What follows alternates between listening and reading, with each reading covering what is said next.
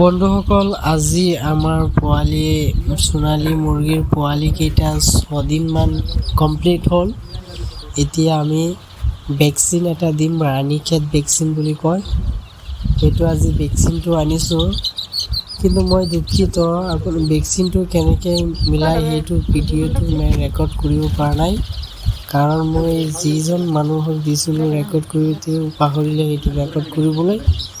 আৰু যিখিনি দেখাইছে ভেকচিন দি আছোঁ এইখিনি চাই থাকক, আৰু সেইখিনি মই কৈ দিম বাৰু কেনেকৈ ভেকচিনটো মিহলাই।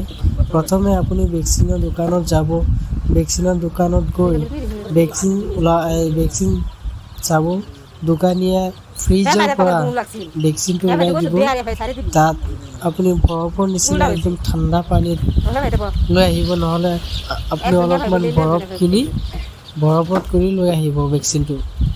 যদি ভেকচিনটো কিবা গৰম হৈ যায় বা পানীটো কিবা যদি নৰ্মেল হৈ যায়, তেনেহ'লে তাৰ ভিতৰত যি বেক্টেৰিয়া বা ভাইৰাছটো জীৱাণুটো থাকে সেইটো মৰি যাব।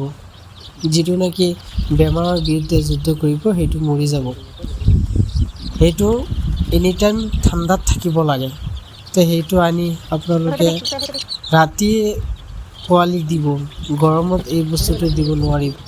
আপুনি যদি পায় তেনেহ'লে মৰ্ণিঙত 6টা বজাতমান দিব, আৰু নহ'লে ইভিনিং ৰাতি দিব।